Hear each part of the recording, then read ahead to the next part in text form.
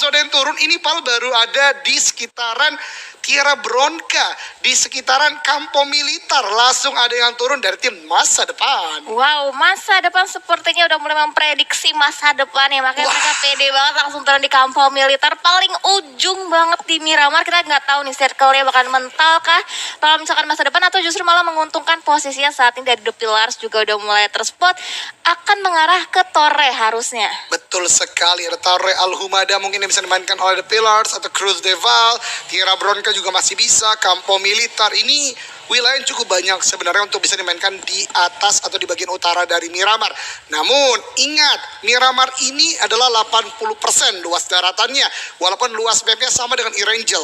Kalau zonanya ekstrim ke arah bagian selatan kayak Erangel tadi, tentu PR yang cukup sulit untuk tim yang bergerak dari bagian utara. Yes, betul banget. Dari masing-masing tim juga udah mulai terpantau turun di drop zone mereka masing-masing. Dari masa depan juga udah mulai scrapping compound to compound untuk memenuhi lootingan mereka. Dan kita juga udah mulai terspot ada tim LXB yang turun di area sekitaran El Azhar, sama dengan FS Slayer di sekitaran Junkyard dan circle-nya. Wow, ternyata tidak terlalu condong ke bagian selatan, tapi justru juga ini sebagian besar menguntungkan tim-tim yang udah terlebih dahulu touchdown di dalam circle. Betul sekali Windy, ini tim-tim yang udah di dalam circle, terutama kalau gue lihat tim-tim yang berwarna abu-abu tadi ya, WB, Nero, sepertinya akan cukup baik untuk sementara waktu. Tidak berlaku tentunya untuk tim-tim yang bergerak ke bagian kiri, Monte Nuevo, El Pozo misalnya. Map atau lokasi yang ada di sekitaran bagian kiri map ini bakalan sulit banget kalau mereka tidak pintar untuk memainkan momentumnya. Dan ini juga BCS masih bermain di bagian Pecado, sentral dari Miramar pun masih cukup aman. Namun kembali lagi kalau ada bouncing dari circle tentu sulit nih bagi tim-tim yang mungkin belum mendapatkan zonanya di zona-zona berikutnya. Yes, betul bang. Seperti biasa di area sekitaran kota-kota besar seperti Pecado juga nggak akan diisi oleh lebih dari satu tim, bahkan diisi sebenarnya oleh BCS tim. Dan kita bergeser ke arah SID yang tadi juga udah mulai terlihat perjuangan mereka benar-benar terseok-seok, pincang satu demi satu, tapi masih bisa survive. Dan Venom tadi last man standingnya juga masih bisa memaksimalkan placement point yang terbaik untuk SID. Betul, setuju banget. Dia benar-benar udah tahu ya harus apa yang dilakukan, tidak boleh gegabah dan bisa sampai ke top 3. Tentu itu modal yang sangat baik untuk diberikan kepada teman-temannya juga, boosting mental, boosting point yang paling penting juga. Jadi kita lihat nih apakah ACS kembali lagi bisa ya, atau SID juga, dua tim tersebut tadi yang berada di bagian akhir-akhir zona bisa melakukan hal yang sama atau tidak di game kali ini. Yes, betul. Dari Oxiris juga mulai terpantau pergerakannya. Dari Roxanne udah mulai terspot juga sedang memenuhi resource shell dengan looting-looting. Sementara kita bergeser juga karena tim lainnya, Udinus X God Slayer. Ini Udinus itu juga salah satu kampus yang cukup banyak pemain-pemain yang terbilang cukup kompetitif dan juga berpengalaman, karena waktu itu kemarin tuh di PMCC juga ada perwakilan dari Udinus. Betul banget, dan Udinus juga adalah salah satu kampus yang dosennya banyak dicariin mahasiswanya. Wow. Karena sempat di call, bahkan di live streaming. Di manakah Bapak ini? Karena saya mau bimbingan, kata dia. Luar biasa. Kampus live. Betul. Udah merasakan kan Windy? Sudah, alhamdulillah sudah melewatinya juga. Kan, ya. Capek ya? Capek kan. Tapi terbayar lah ya. Tapi terbayar. Iya, betul sekali. Udinus X-God mungkin itu adalah salah satu perwakilan dari kampus yang luar biasa banget loh. Karena jalurnya PMNC, dia tidak lagi bermain di PMCC, namun ini udah yang global, ini udah yang nasional, tidak hanya untuk para mahasiswa-mahasiswi, betul banget. Jadi luar biasa untuk sampai ke tahap ini. Bahkan di game sebelumnya pun dia nunjukin kapabilitas playernya yang menurut gue di atas rata-rata, Windy. Yes, betul, luar biasa banget. Ini makin beragam lagi, keanekaragaman dari semua player dari masing-masing tim. Karena dari tim-tim aja udah mulai terspot nih, kayak nggak hanya tim-tim yang udah mulai sering terdengar, bahkan tim-tim yang mungkin kita masih asing itu, tapi ternyata bermain dengan sangat gemilang. Nah, betul banget. Dan berbicara player-player yang udah terspot nih, gue suka banget pembahasan tentang siapakah di antara mereka nanti mungkin yang akan bergabung tim besar. Betul. Atau justru tim besar yang membeli mereka, menaungi mereka. Itu bisa banget terjadi. Kita lihat di PMPL Season 2, kita lihat di PMPL Season 3 selepas PMCO, itu bisa banget terjadi. Jadi harapan yang kalian bangun jika ingin menjadi pro player, jangan hanya sebagai harapan, usahakan semaksimal mungkin. Dan untuk season keempat kali ini jalurnya PMNC 2021. Yes, betul banget. Dan juga kita pasti untuk otomatis dari semua tim itu udah banyak rencana yang mereka inginkan, tapi tinggal balik lagi ke eksekusinya nanti, akankah bisa dimaksimalkan atau mungkin masih terhalang dengan istilahnya dengan kesalahan-kesalahan, atau mungkin jalur rotasinya dari segi positioningnya juga masih harus dipetakan ulang lagi. Yap, itu dia. Any errors, dari mulai human error, rotation errornya, communication, anything benar-benar nggak boleh sampai terjadi sebanyak mungkin. Benar-benar harus dipres seminim mungkin biar 12 game ini yang gue katakan tadi tidak banyak dan tidak sedikit dalam sebuah kompetisi dimaksimalkan. Karena hanya top 8 kembali lagi mengingatkan buat teman-teman semua yang akan menuju ke playoff nantinya bertemu dengan para wakil Wave 1, bertemu nantinya juga dengan para PMPL team yang turun kali ini ke PMNC, jadi bakal lebih panas lagi. Tapi panasnya Miramar, kita tidak menghentikan rotasi dari beberapa tim. Nero kali ini yang gue lihat rotasinya lebih matang daripada Erangel tadi yang dari itemnya aja bener-bener sangat minim ya. Sekarang di Miramar gue lihat mereka bahkan udah punya vest level 3, weaponnya udah cukup mumpuni. Tinggal lihat apakah Nero bisa untuk mendapatkan game kali ini. Yes, betul. Dan juga kita bergeser kamera ke arah tim West Band. Di sini rumah terpantau dan Nero juga yang pasti otomatis informasi udah mulai masuk. Suara vehicle juga mulai terdengar dari Danny juga belum menunjukkan pergerakan yang begitu agresif karena mereka juga seorang diri dari seorang Danny. Ternyata West Bandit juga belum nge-follow pergerakan seorang Danny, masih membutuhkan waktu untuk bisa menjemput. Dan juga Lil Boy udah mulai terpantau di area yang berbeda tentunya di seorang Danny dan akhirnya seorang Rancid bisa dipukul mundur terkena beberapa peluru panas dari arah Lil Boy yang berusaha untuk nge-backup keberadaan seorang Danny. Ini gue suka banget strategi yang dilakukan oleh West Bandit ya. Ini juga yang sering gue lakukan sekarang kalau ikut room turnamen karena scrapping di sekitaran rumah Dewa Minas Generales ini benar-benar providing high tier loot. Teman-teman bisa perhatikan tadi beberapa player dari West Bandit weaponnya udah cukup mumpuni, vestnya juga. Karena kan yang kita bahas sering banget ya, dimana room turnamen ini ternyata ada duplication dari weapon, duplication dari healing prom. Jadi scrapping untuk tidak bertemu di early fight itu cukup baik. Dan sepertinya pemikiran yang sama dilakukan oleh Nero juga. Maka daripadanya jalur rotasinya nih agak cukup bersinggungan kedua tim tadi. Yes, betul. Dan ngomong bersinggungan, harusnya dari Oxiris dan juga SID akan bersinggungan dalam jangka waktu yang tidak lama lagi. Tapi dari masing-masing tim juga masih ragu-ragu untuk mengambil sebuah inisiasi yang terlalu terburu-buru. Dari Xbox juga udah mulai terpantau untuk membuka scope-nya. Dari SID juga Venom udah masuk dalam kekirannya, tapi masih tahan juga, masih terhalang. Vision yang begitu jauh ini mereka benar-benar memanfaatkan momentum. Kalau misalkan gak bisa di take down, pasti ditahan pelurunya. Iya betul banget ya, bisa ditahan terlebih dahulu dan tidak terlalu agresif. Namun mungkin gue akan membahas sedikit dari Wave 1 dan Wave 2. Dimana Wave 1 kemarin gue lihat pergerakan dari para tim ini cukup agresif dalam artian take compound, commit, push. Sekarang yang gue lihat dari Wave 2 ini benar-benar 180 derajatnya, tapi dalam artian positif ya. Dalam artian mereka tidak agresif, tidak langsung serta-merta tabrak, tapi objektif yang dimainkan tuh benar-benar komit. Oxiris punya high ground San Martin di pinggir zona. Dia tahu mungkin akan tidak masuk ke dalam zona nih untuk zona kedua. Namun sementara waktu ini aman, dijaga terlebih dahulu dan cari momentum untuk memikirkan zona berikutnya. Sebagaimana yang kita lihat sekarang, Roxen menembaki ke arah satu tim tadi, yaitu dari tim ACS Esports yang berusaha untuk rotasi. Ini benar-benar gameplay objektif yang menurut gue Wave 2 ini cirinya warnanya ke arah sana nih Wendy. Wow, iya berarti udah mulai terpantau di perbedaan dan pastinya nanti di babak playoff kita akan melihat beberapa keseruan yang akan terjadi dengan perpaduan yang begitu berbeda dengan warna yang begitu berbeda, sama kayak kita berbeda-beda tapi tetap satu. Mantap sekali, luar biasa ya. Karena menurut gue itu juga jadi fundamentalnya PMNC kan. Betul. Dari seluruh daerah Indonesia, culture yang berbeda disatukan dengan ikatan bangsa sambil kompetisi PUBG Mobile, cari yang terbaik kan. Betul sekali, luar biasa. Dan kita lihat perjuangan dari ACS Esports juga masih berusaha untuk mencari checkpointnya. Ini masih circle yang pertama, masih damai banget. Blue zone-nya belum begitu sakit, masih bisa banget di TB-in. Tapi kita lihat juga dari masing-masing tim, itu circle kembali mengarah bagian utara, yang di bagian selatan juga hanya tersisa 3 tim yang perlu effort yang lebih lagi untuk bisa touchdown. Iya, setidaknya 3 tim aja dari bagian selatan ya. Dan sebagaimana tadi gua katakan, West Bandit masih ada di bagian tengah sekitaran Minas Generales. Begitupun Oxiris yang juga tadi berangkat ke arah bagian sana. ACS Esports yang tadi udah mengirimkan beberapa player ke arah bagian depan, kali ini tidak jadi sepenuhnya touchdown. Zona mulai bergerak ke zona kedua. 2 tim tadi atau 2 player setidaknya tadi akan menuju ke arah bagian lebih depan lagi. Sementara Starlights dari tim SL kali ini yang melakukan late rotation. Belum ada kesalahan gue lihat karena dari healingnya juga masih cukup banyak. Mereka dekat dengan zona, jadi masih bisa untuk memetakan. Dan ini yang gue suka. Lagi dan lagi objektif play yang dimainkan di Wave 2 ini menurut gue luar biasa sih untuk seluruh tim ya, karena benar-benar bisa untuk avoiding early fight yang semaksimal mungkin kayak di Miramar kali ini, Windy. Ya, berarti banyak poin-poin yang benar-benar diperhitungkan oleh semua tim. Dan juga dari Oxiris juga udah mulai terspot dari seorang Roxer, udah mulai beberapa cicilan damage yang begitu parah dari arah chemistry yang juga udah mulai menemukan momentum yang sebentar take down. Dan Roxen hampir saja bisa tertumbangkan oleh seorang chemistry dengan menggunakan M4-nya. See, this is what I mean. Ini benar-benar mereka tahu fight ke arah Hacienda tentu akan sangat sulit karena compoundnya itu benar-benar bisa dijaga secara maksimal oleh CS Esport. Oxiris tahu mereka tarik mundur, mereka nggak terlalu untuk pride to fight, benar-benar mengejar poin sebanyak mungkin dan masih ada compound kok yang bisa dimainkan dan baru body system dibangun ketika Roxanne mau gerak.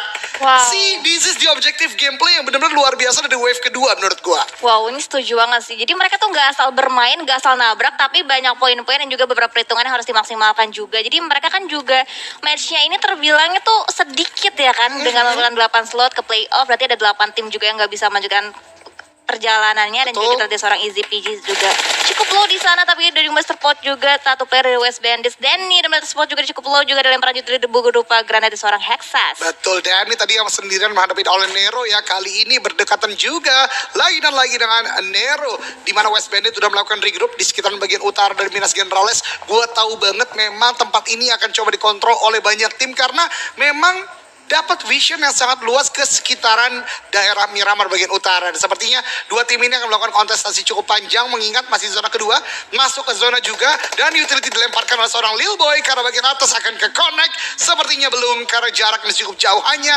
splash damage saja, tidak ada knockout. Ya, melambung begitu tinggi ke arah udara, tapi splash damage-nya belum bisa memberikan damage begitu berarti. Tapi seorang Ki juga bisa di-tapping dengan mini, tapi justru malah McLary yang terlebih dahulu menelan beberapa peluru panas dari arah Ki. Dan kita lihat sini juga dari arah Nero tim juga masih berusaha untuk ngekontrol area high ground mereka dari harangan tim-tim lain. Tapi kita lihat juga dari Nero ada satu player yang menjaga bagian sisi low ground yang berbeda dengan dua player lainnya. Betul, tapi kalau kita lihat dari kill feed tadi ya, sepertinya ada beberapa player yang ter-take down dari tim Flory sendiri. Namun kita masih melihat sebuah long range combat antara Kay dan juga Nero, di mana balasan akhirnya diberikan oleh tim Nero ke arah Kay. Ini berbahaya banget karena secara scope kita lihat Kay tadi kalah karena dia hanya memakai scope kali 4, tapi suppress atau tekanan yang diberikan di awal oleh Kay justru kali ini bisa dibalikan oleh Nero dengan kali 8-nya.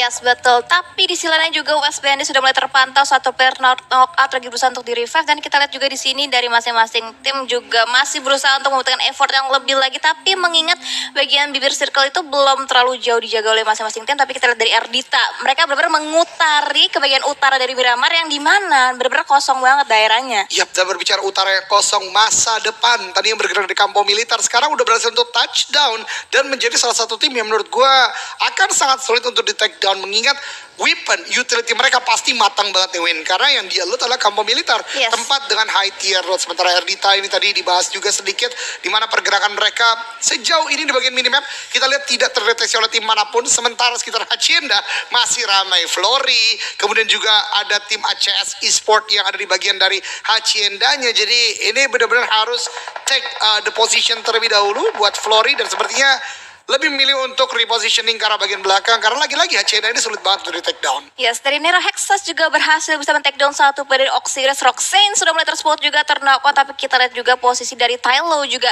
masih berusaha untuk berupaya men-knockdown satu player. Easy Peasy sudah masuk dalam kekiran seorang Tylo, tapi SLR-nya belum mampu bisa memberikan damage yang begitu berarti. Tapi kita lihat juga dari seorang Zen ada kokangan granat, saling bertukar granat, barter terjadi granat utility, tapi dua-duanya belum bisa menjadikan itu sebuah threat knock. Yap, compound di sekitaran Cruz Deval kali ini dapatkan oleh tim SL dan juga The Pillars. Nate demi Nate dilemparkan kembali lagi, tapi seorang Sid di sana udah cukup low HP, 60% health point tersisa, akan melakukan sebuah boosting terlebih dahulu. Namun ada Nate berikutnya, ternyata Molly lemparkan ke arah bagian depan, maksudnya untuk mengenai sebuah motor tersebut. Namun sebenarnya Sid ada di bagian belakang. Dari Kruger sepertinya menyadari ada pergerakan Sid yang ada di depan sana. Kalau Hatchep Boy dan juga Oxide mungkin melawan flank, ini akan berbahaya banget bagi tim SL yang ada di depan sana. Yes, dari Kruger juga masih berusaha untuk menjaga daerah terluar di bagian kanan. Dari seorang Nitz juga udah mulai terspot posisinya, tapi masih terang ada satu buah vehicle, bisa banget diledakkan juga vehicle-nya. Tapi itu mungkin vehicle juga bisa menjadikan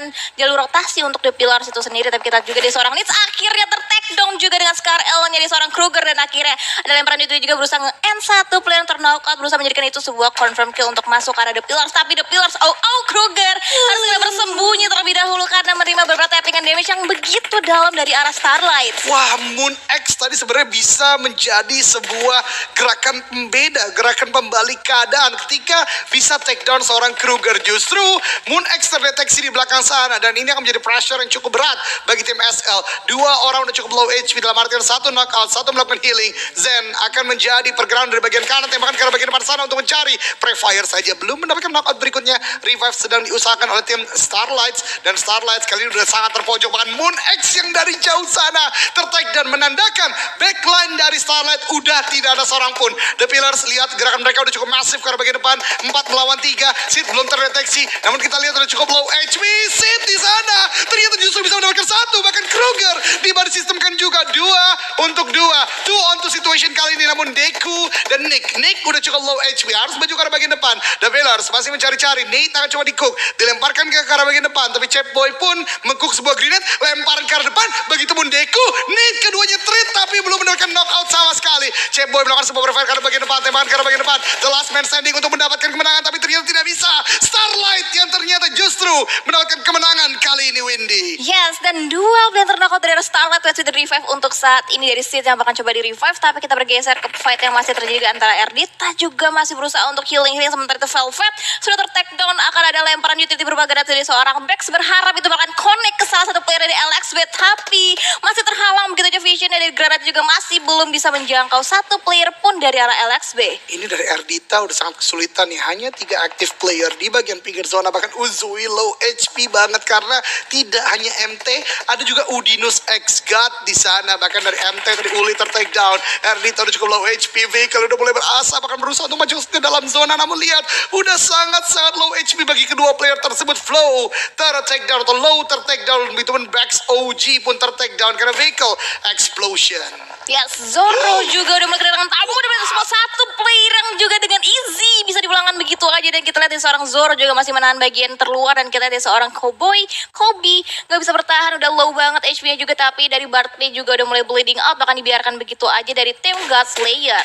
Yap, ini sangat kesulitan tentunya bagi para tim yang tadi melakukan fight di bagian luar zona ya. Sementara FS Slayer dengan baginya masih bisa melakukan repositioning setelah terspot dan ditembaki oleh Rex. Dan itu dia mendapatkan beberapa bukit baru. Banyak sekali player, banyak sekali tim yang beberapa diantaranya ter-take down oleh Playzone. Baru saja gue katakan Cheese Boy pun menjadi korban ganasan Playzone. Satu play dari Papoy tadi udah cukup low HP, dan itu dia Papoy ter-take down. Wix harus cepat untuk melakukan penyelamatan karena scope dari Rex ini cukup panjang karena bagian depan.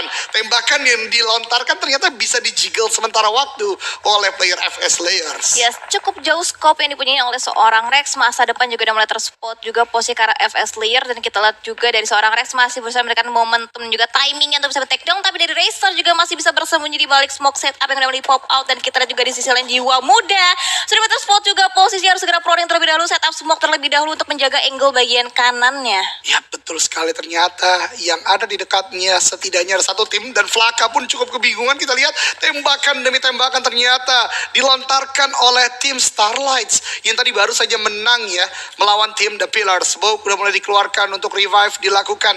Hati-hati, ada Ace ID Nuts ternyata yang berdekatan juga dengan mereka. Yes, smoke setup terus-terusan dikeluarkan, tapi dari seorang Nuts juga masih terkunci di balik satu buah shake. Tapi justru dari arah lainnya tim udah mulai terspot juga posisi dari Flory Jiwa Muda, sehingga nggak bisa mempermudah jalannya untuk bisa men-take down satu player dari SID karena ada gangguan dari Sid yang ternyata dari kejauhan udah mulai memantau juga pergerakan dari Jiwa Muda, dan akhirnya dibalaskan dengan tap-in menggunakan mininya, tapi masih juga belum menemukan hasil yang maksimal kedua tim. Yap, ini adalah pertarungan jarak jauh yang tidak terelakkan terjadi. Zona lagi bergerak, tapi lihat Moon X justru harus terjatuh dari vehicle-nya karena kencangnya tembakan yang diberikan oleh Jiwa Muda. Zid yang mencoba melakukan sebuah body system dari bagian belakang ternyata tidak memberikan sebuah efek besar. Justru sekarang Sid yang ter-take down, hampir maksud saya, karena udah cukup low HP. Nate akan di-cook tapi dari belakang di sisi ketika terlalu komit ke satu titik ini berbahaya banget. Ternyata Oxiris dari bagian belakang yang take the credit. Bonski mendapatkan satu knockout, dan dari Flory Esport harus cepat reset terlebih dahulu. Yes, betul banget. Area yang tidak di-aware dari arah tim Flory justru malah membuat timnya harus men-take down satu player. Tapi kita lihat juga dari seorang Nero juga masih bisa bertahan di balik compound-nya, tapi dengan lemparan utilities place granat yang membuat Nero harus ketinggalan dua player mereka, tapi Mambo juga masih bisa bertahan. Tapi seorang Rancid juga masih terus memberikan BK Fire Through the Smoke, dan kita lihat juga dari seorang Papoy masih bisa menahan stepnya. Dan lemparan utility terlebih dahulu dimasak secara matang, dilontarkan berharap itu connect ke salah satu player, tapi splash damage-nya sepertinya belum mampu bisa men-take down satu player dari arah Nero. Apoy harus hati-hati karena pergerakan dari LXB juga dari bagian belakang akan menuju ke arah defensive line mereka. Dan sepertinya dari Papoy paham betul LXB dibiarkan untuk fight dengan Nero. Rancid, the last man standing, mencari vehicle, mencari lootingan terlebih dahulu untuk maksimalkan kembali lagi gerakan dia ke zona berikutnya. Oxiris, Vlori, kemudian ada Ace ID, Starlights, dan juga masa depan sudah menguasai zona sementara waktu. Yes, betul. Tapi masih ada satu tim juga yang belum touchdown ke dalam safe zone yang masih bisa bersih bilik shake kecil, tapi dari seorang Bonski juga di broken shake-nya udah mulai terterima berapa perlu panas sama hal dengan Nuts. Ace ID satu player terakhir juga boleh terspot, tapi Bonski terlebih dahulu di tapping dalam ini seorang Seimer, tapi masih belum bisa men-take down satu player, tapi di arah kirinya juga mulai terbaca pergerakan dari LXB. Betul, gerakan high risk high reward dari Oxiris ternyata cukup terbayar tuntas. Dia dapat zona di bagian tengah kali ini. Namun lihat dari masa depan yang tadi kita bicarakan sedari awal, Kampo Militar menyediakan arsenal yang sangat kuat bagi mereka. Tembakan demi tembakan dilontarkan ke arah bagian depan, dan tadi vehicle explosion. Sementara ada Starlights yang tadi menang dengan The Pillars melemparkan Nate ke arah bagian depan untuk menghabisi pemain dari SID yang sebenarnya udah ter-take down di waktu sebelumnya. Ya, Starlight dan juga Flori satu demi satu player juga harus start knockout dan juga dibangkitkan kembali, dan kita dari seorang Oxiris Bonski juga masih stay di satu buah broken shake, tapi Ica lagi dan lagi ter-take down juga, dan kita dari seorang Deku masih membuka scope-nya ke arah Flori, berpindah ke arah tim lainnya dan juga berspot jiwa muda di spread dengan M4 dan juga diganti dengan M24 dari seorang Deku, berharap satu peluru panas bisa nge-headshot ke salah satu player dari Flori. Yap, dan ternyata Linux di sini juga melakukan sebuah close quarter combat dan Molly lemparkan ke arah bagian bawah. Kemudian Nate juga lemparan utility yang benar-benar menusuk ke arah player dari tim ACS di bawah sana. Nate kemudian lemparkan kembali lagi. Molly pun begitu memeledakkan sebuah vehicle, mencoba mencari the last man standing. Dan lihat Linux maju ke arah bagian bawah, benar-benar berani. Close quarter combat sebentar lagi akan tidak terelakkan terjadi. Linux tanpa sebuah excellent make terdapatkan sebuah hit mark di sana. Mencari lagi Linux, masih cukup pelimpungan, mencari di mana last man standing ini, mendengar pergerakan, dan that's it. Pergerakan dari ACS ter-take down oleh Oxiris, diratakan pulang ke lobby. Yes, betul. Dan juga fight masih terus terjadi. Kita dari seorang Flori juga lagi dan lagi satu player tertumbang jiwa muda. Ini berarti menghambat pergerakan Flori untuk bisa menerobos langsung masuk karena baru dijaga oleh Starlight. Sementara dari seorang Nick juga masih berusaha menjaga sisi bagian lower ground dengan sangat baik, dan satu-satunya tim yang menguasai circle saat ini. Iya, betul sekali. Starlight ternyata momentumnya naik sekali setelah menang dengan beberapa tim sebelumnya. Nick terknock out untuk sementara waktu, dan sepertinya udah mulai melihat pergerakan dari Flori karena bagian bawah sana tidak turun dari bagi. Apa yang terjadi? Cukup low HP, masih bisa untuk melakukan prone untuk sementara waktu. Deku dan kawan-kawan ternyata mendengar ada pergerakan dari masa depan di bagian belakang. Tembakan saja, satu orang turun, belum knock out, ternyata masih ada smoke yang menjadi penghalang, dan justru balasan diberikan. Nick cukup low HP dan harus melakukan healing terlebih dahulu. Yes, lemparan itu sepertinya juga bahkan dilontarkan. Ada lemparan smoke juga untuk nutup vision dari arah Starlight karena dari masa depan benar-benar terhambat banget, tapi untungnya udah mulai touch dan ke dalam bibir circle. Dari Oxy Bonski juga masih bisa bertahan satu player terakhir. Kita lihat seorang Linux juga justru memberikan pergerakan begitu agresif dari seorang Steve juga spot supaya menggunakan M4-nya, berharap itu mendapatkan satu buah connect dan juga knock, tapi masih belum bisa, masih terhalang satu buah vision yang ada di lemparan itu begitu jauh melambung tinggi, berharap meletup ke salah satu player, dan ternyata granat predict nets-nya dari seorang Wizard benar-benar menjadi penyihir, bisa men-take down satu player dari Starlight. Yes, the magic net connects it di sana ter-take down. Tapi hati-hati, pergerakan Bonski dari bagian belakang juga menembaki dari bagian belakang. Ini masa depan akan melakukan sebuah commit. Prone di sana ter-take down dua player dari Starlight, dan justru Starlight hanya menyisakan Icha seorang diri. Dan lihat Bonski dari bagian belakang menyisir dari bagian belakang, benar-benar mengganggu pergerakan dari player-player masa depan. Dan ini dia Flori yang mencoba untuk maju ke arah bagian depan. Jiwa muda menembaki ke arah bagian depan, cukup low HP, belum knock out. Tapi teman-teman sekalian, dari karena ada sebuah body system, ternyata tidak, bukan body system, justru ada malapetaka baru. Bonski dari bagian belakang yang tadi gua katakan masih menembaki dengan sangat on point. Nate akan di-cook, dia tahu ada orang di bagian smoke sana. Cukup matang, 2, 1, lempar, meledak, dan ini dia masa depan rata pulang ke lobby oleh Bonski. What a play, 1v3 situation saat ini, dan ternyata tidak bisa bisa karena Flory menang secara kuantitas. Chicken dinner untuk Flory. Wow, luar biasa pertempuran terjadi, begitu banyak tim yang bersusah payah untuk mendapatkan posisi yang terbaik sampai akhirnya bertumbang 1-1. Dan juga kita lihat Bonski, itu dia bertahan hanya bermodalkan satu buah broken shake aja kan, tapi masih bisa survive dan juga menjadi pengganggu untuk masa depan. Masa depan justru dengan pergerakan dia tadi di akhir sebenarnya ya, karena di awal udah cukup